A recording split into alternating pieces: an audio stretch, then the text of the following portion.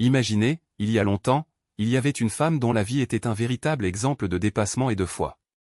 Elle affronte chaque jour avec une détermination sans faille, même lorsque les difficultés semblent insurmontables.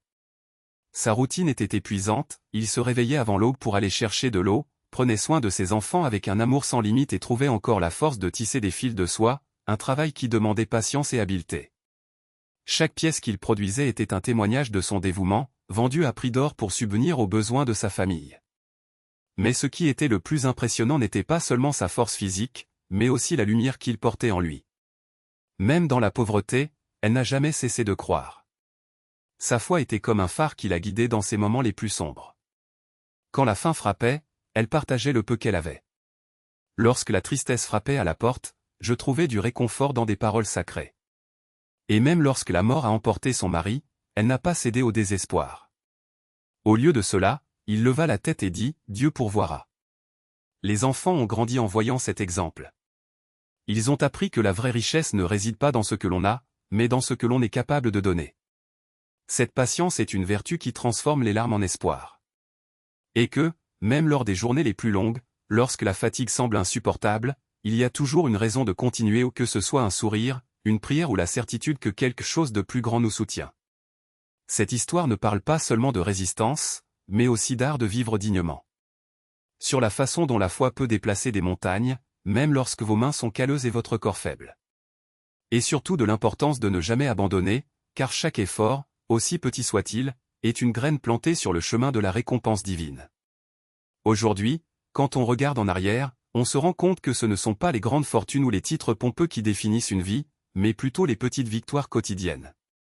Le geste d'aider un étranger, le courage de pardonner, l'humilité de reconnaître que nous avons besoin les uns des autres.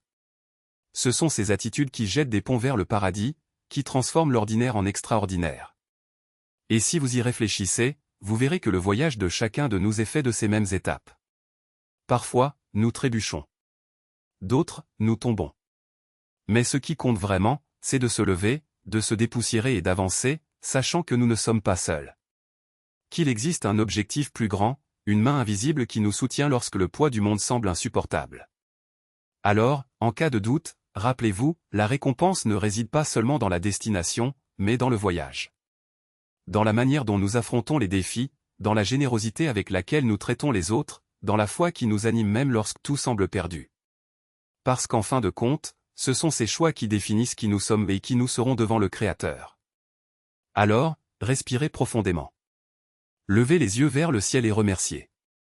Même dans les jours les plus difficiles, il y a de la beauté à découvrir. Il y a des leçons à tirer. Et surtout, il y a l'espoir, cette flamme qui ne s'éteint jamais, qui nous rappelle que, aussi sombre que soit le chemin, la lumière nous attend toujours. Croyez simplement. Suivez simplement. Et, le moment venu, récoltez les fruits d'une vie vécue avec amour, détermination et dévouement. Parce que ce sont ces choix qui façonnent non seulement notre destin, mais aussi la façon dont nous nous souviendrons de nous pour l'éternité. Alors lève-toi. Ne laissez pas le poids du monde éclipser votre foi. Chaque pas franchi avec conviction est un acte de résistance contre le découragement, chaque prière murmurée est un phare qui guide les autres perdus dans les ténèbres. Et lorsque des doutes surgissent et ils surgiront, rappelez-vous, même les tempêtes les plus violentes servent à renforcer les racines de ceux qui font confiance. Il ne s'agit pas d'éviter les épreuves, mais de les traverser avec la certitude qu'Allah n'abandonne jamais ses serviteurs. Et quand le voyage vous paraît trop long, quand vos épaules s'alourdissent sous le poids des responsabilités, regardez autour de vous. Il y a des mains tendues, des voix qui font écho aux encouragements, des cœurs qui battent au rythme du vôtre. La communauté qui nous entoure est le reflet de la miséricorde divine, un rappel que nous ne sommes jamais seuls. Alors partagez votre lumière. Soyez l'exemple que les autres ont besoin de voir, le mot d'encouragement que quelqu'un espère entendre, l'acte de gentillesse qui peut changer une journée entière. Car au final, ce qui compte vraiment, ce ne sont pas les chiffres, les likes ou les applaudissements. Ce qui reste, c'est l'impact que nous laissons sur les âmes qui nous entourent. C'est la prière sincère que nous élevons, la connaissance que nous partageons, la patience dont nous faisons preuve lorsque tout exige de la hâte. C'est la façon dont nous choisissons de faire confiance, même dans les moments de silence. Et quand le jour viendra où nous rendrons compte, puissions-nous le faire avec un cœur léger, sachant que nous avons fait de notre existence un acte d'amour envers Allah, envers les autres et envers nous-mêmes. Que chaque vidéo visionnée soit une avancée dans la recherche de connaissances.